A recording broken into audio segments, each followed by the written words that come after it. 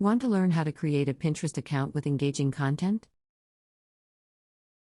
Here's a tutorial on how to make a Pinterest account and fill it with content using Canva.com. Visit Pinterest.com and click on the Sign Up button in the top right corner of the page. Enter your email address, choose a password, and provide your first and last name.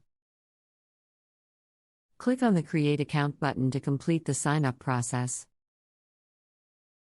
After logging in, click on the three lines in the top left corner, then click on Settings from the drop-down menu. Fill out your profile information, including your name, profile picture, and bio. Click on the Create a Board button to create a new board for your content.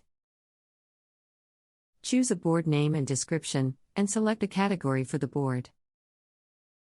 Visit Canva.com and sign up for a free account. Use Canva's design tools to create pins for your Pinterest board. Save your design as an image and upload it to Pinterest by clicking on the Add button on your board, then selecting the Upload a Pin option.